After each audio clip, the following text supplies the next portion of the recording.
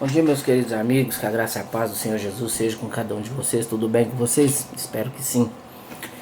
Hoje, aí nós estamos aí no dia 4/4/2021, se comemorando Páscoa. O que é Páscoa? Pude pesquisar um pouquinho, estava lendo, estudando um pouquinho da palavra de Deus e Deus colocou no meu coração. Fala pro pessoal um pouquinho da Páscoa, o que que é. Não vou me deter muito em tradição.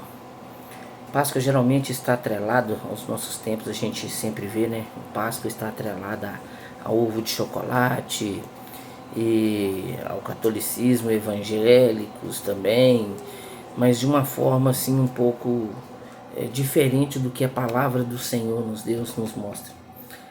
Mas eu não quero me deter nessa questão não. Eu quero mostrar para vocês aqui na palavra de Deus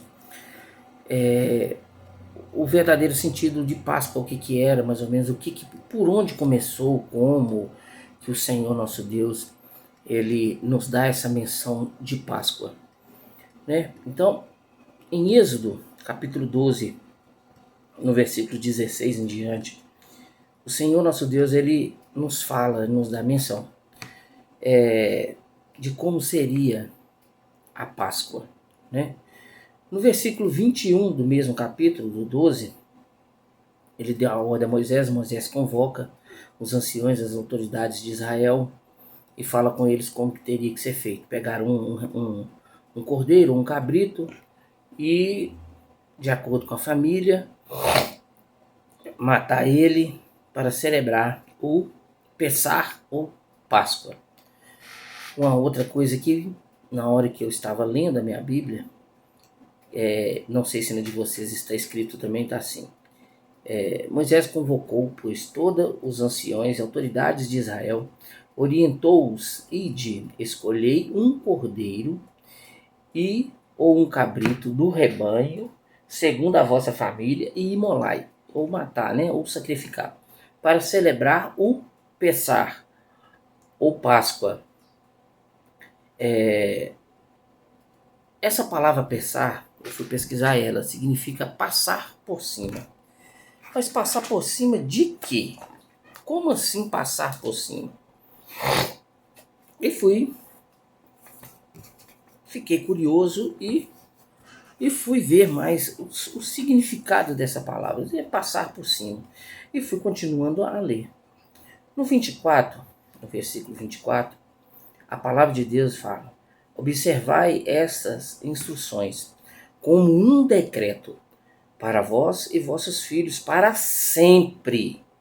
Então não seria um ritual feito simplesmente naquele dia, para aquela época, naquele momento. Era para ser um ritual para ser seguido para sempre. Isso é uma ordenança que Deus deu, né?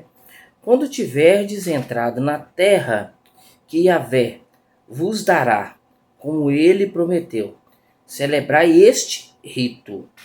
Quando vossos filhos vos indagarem que rito é este, ensinai o sacrifício do Pessar, Páscoa, ao Senhor, que passou sob a casa dos filhos de Israel no Egito e poupou nossas famílias, quando matou todos os primogênitos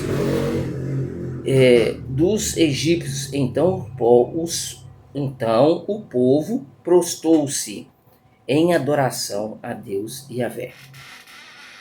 Lindo essa passagem. Que tremendo. Então é o seguinte, o que eu vejo aqui? Antes mesmo do povo sair do Egito, eles comemoraram a saída deles. Ou seja, eles tiveram fé, acreditaram em tudo o que o Senhor Deus tinha dito a Moisés, e Moisés disse para eles, e assim eles o fizeram. Então eles comemoraram a saída deles antes mesmo deles terem saído do Egito. Isso determina o tamanho da fé que aquele povo teve. Teve uma fé sobrenatural. Um povo que estava dominado, estava sendo escarnecido ali pelos egípcios ali, Muita geração já tinha se morrido, estavam entrando novas gerações, já estavam assim, já pegando os costumes egípcios. E Deus achou por demais ruim aquela situação, creio eu, e fez com que Moisés viesse a tirar aquele povo de lá. E assim o fez. Então, ao longo da história, mais para frente um pouco, o rei Ezequias, ele vem nos mostrando, está lá em 2 Crônicas 30. Vou passar um pouquinho mais para frente, eu tenho que andar um pouquinho rápido, porque senão o vídeo fica muito grande. O rei Ezequias, no capítulo 30, fala em 2 Crônicas, capítulo 30. O rei Ezequias ordenou que mensageiros fossem por todo Israel e Judá. Escreveu também cartas a Efraim e Manassés. Convocou a comparecer à casa de Yahvé, em Jerusalém, para celebrarmos juntos o Pessar, Páscoa, em honra a Yahvé, o Senhor Deus de Israel. Porquanto o rei havia chegado a um consenso com seus príncipes, príncipes e oficiais e todas as comunidades em Jerusalém, a fim de realizarem o sacrifício da Páscoa no 2º mês. Já mudou-se o dia, porque se nós vermos aqui, também em Êxodo, no 16 fala, no 1º dia tereis uma santa celebração, no 7º dia, igualmente com a santa convocação, nenhuma obra se fará neles, e vos preparei somente o que cada um deve comer. Celebrai, portanto, a festa dos pães sem fermentos, porque foi nesse mesmo dia que eu os tirei, o exército de Israel, do Egito. Então, aí fala. Então, ele mudou o dia. Por que ele mudou o dia? Também a palavra do Senhor vem nos ensinando, vem nos mostrando. Esse, retratando a celebração em relação a data prescrita. Deve-se à falta de sacerdotes santificados em números suficientes, bem como o próprio povo ainda não haviam conseguido se reunir em Jerusalém. Então, se faltava uma quantidade correta de sacerdotes e o povo também não tinha se reunido em Jerusalém. Mas por que monopolizar esse ato pascual em Jerusalém? Por quê? Não fazia cada um nas suas próprias casas. Eu creio eu que eles faziam sim.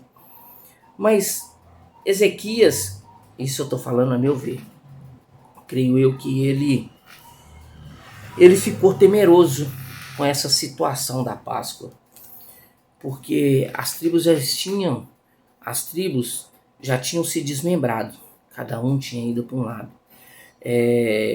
Tinha o conflito, né, dos assírios no norte, tentando invadir e outras coisas mais. Um exemplo, a tribo de Dan, lá em Dan já tinha altares de adoração a outros deuses, creio que talvez tinha até para Baal.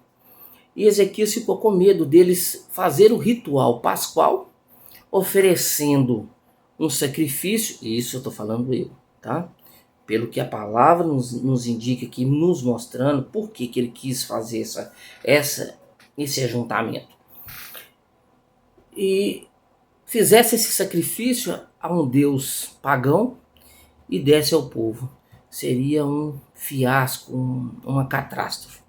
Então, no meu pensar, Ezequias, guiado pelo Espírito de Deus, quis trazer isso para ser feito dentro de Israel. Mais para frente um pouco, no 35, o rei Josias já celebra no dia correto. No dia 14 do mês, né? Como diz na palavra, né? No mês de Abi, ou Aviv, que para nós seria mais ou menos no mês de março para abril, no início da primavera, que começa o primeiro mês religioso para os judeus. Então eles guardam isso até hoje, eles praticam isso aí. Eu fui estudar sobre essa questão. Então Aviv significa abril, né? Abril, o primeiro mês religioso. Então no sétimo dia eles já entravam no jejum, comendo pão asmo e tudo. No 14, no 14º dia, eles matavam o cordeiro, sacrificavam ele em comemoração à Páscoa. E no pôr do sol eles vinham a comer, que no caso seria no 15º. Porque eles têm essa situação, né? Que o dia começa do pôr do sol ao pôr do sol do outro dia. Para nós é de meia-noite a meia-noite, para eles do pôr do sol ao pôr do sol. Igual os adventistas fazem, outros grupos fazem, e guardam o sábado. E aqui também dá menção, o sétimo dia, né? Assim como prescrito e tal. Então Josias faz isso segundo isso aí. Aí a ceia do Senhor para Jesus Cristo. Vamos lá em Marcos. Marcos 14. Marcos 14, do 12 em diante. Vamos lá. No primeiro dia das festas dos pães sem fermentos, quando tradicionalmente se sacrificava um cordeiro pascual, os discípulos de Jesus consultaram: onde deseja que vamos e façamos os preparativos para cearem a Páscoa? Então ele enviou 2 dos seus discípulos, instruindo-lhes: ide à cidade, e certo homem carregando um cântaro de água virá a vós, ao vosso encontro. Siga-o e dize ao proprietário da casa onde ele entrar, que o mestre deseja saber onde está a minha sala de jantar, onde cearei a Páscoa com os meus discípulos. Aquele homem vos mostrará um amplo cenáculo, todo mobiliado, e pronto. Ali fazei os preparativos. Tá. O engraçado que eu estava lendo não fala de forma nenhuma, em nenhum dos evangelhos sinóticos, não fala que Jesus comeu do cordeiro pascual e nem das ervas amargas, como era predito mais atrás e que os sacerdotes faziam. Uma outra situação: o homem carregava um cântaro de água. Geralmente quem carregava os cântaros de água eram as mulheres. E um grupo de pessoas, que eram os essênios, para que os homens viessem a ser identificados como essênios, eles tinham por hábito carregar cântaros de água. Então, tudo indica, se você for ler lá em Lucas também, fala da mesma forma, um homem carregando um cântaro de água. Então fala, provavelmente essa ceia do Senhor Jesus, foi preparada por um essênio. Não que Jesus era essênio, não que Jesus se apoiava tanto com eles ou como os fariseus, não. Mas dá um entender que foi preparado por essênios, né? Então, beleza. Isso foi a ceia no qual o Senhor ceiou no dia. Mas os essênios, eles tinham... eles não concordavam com o sacerdote, do jeito que eles preparavam a ceia no templo. Não sei como, não tem relatos nenhum, nem pelo Talmud, pelo Talmud há 200 anos após esse acontecimento, de como seria a vida de Jesus naquela época, mas são só especulações, não tem nada, relatos que dizem verdadeiros, que falam dessa situação, né? Então não tem como a gente afirmar, a gente pode, né, ter uma pequena menção. E era até uma coisa meio complicada, porque todos se reuniam ali em Jerusalém para comemorar a Páscoa. E não sei nem como seria feito, né? quantos animais seriam mortos, como que eles faziam para poder distribuir para essas famílias todas que iam estar acampados ali ao redor de Jerusalém, dentro de Jerusalém. Eu acho que era uma coisa assim de uma proporção assim muito grande, né? Então não tem como a gente dizer. Mas voltando para frente, aí vamos lá. Jesus não come do cordeiro, que aqui está dizendo. A ceia do Senhor Jesus foi simplesmente o pão e o vinho. Lá na frente, Paulo, ele nos dá menção da ceia do Senhor. O que eu vejo aqui? Como celebrar a ceia do Senhor, do como que era feito. Aí vem falando para o homem poder fazer com respeito, com reverência, como Paulo vem dizendo. E assim vem dizendo, pois eu recebi do Senhor o que também vos entreguei, que o Senhor Jesus, na noite que foi traído, tomou o pão, e logo após, havendo dado graça, o partiu e disse, esse é o meu corpo que é dado por vós, fazer isso em memória de mim. Do mesmo modo, depois de comer, ele tomou o cálice e declarou, este é o cálice da nova aliança do meu sangue. Fazei isso todas as vezes que beberdes em memória de mim. Portanto, todas as vezes que comerdes deste pão e beberdes desse cálice, proclamai a morte do Senhor até que ele venha. Tá? Essa é a nova aliança que o Senhor Jesus faz conosco. É a ceia pascual. Essa é a nova aliança. E também para aquele povo, naquela época, que os judeus eles não podem comer nada de sangue, não podem tomar nada de sangue. Então o cálice, que era o vinho, representava o sangue de Cristo. Então para eles era uma coisa assim, creio eu que era uma coisa que eles tinham que rever os pensamentos, repensar, uma renúncia que eles teriam que fazer pelos ensinamentos passados. Porque o Senhor fala que é uma nova aliança, né, no qual, por motivo de comer o pão, beberes o cálice do Senhor indignamente, tal, pecará contra o sangue do Senhor. Examinai, pois, o homem a si mesmo, né? Examinais o homem próprio dessa maneira, como o pão e bebes o cálice. Pois quem come e bebe, considerando o Senhor, beba com sua própria condenação. Essa é a nova aliança no qual o Senhor faz comigo e faz com você. Então, a ceia no qual nós participamos todo mês é uma ceia pascual.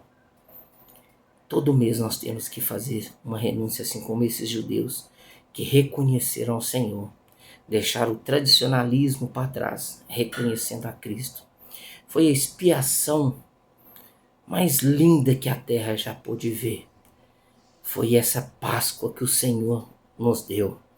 Ele se deu por mim, por você. Então fica aí, meus queridos. E o que acontece, né? E olhando por tradição, eu vejo lá atrás, né?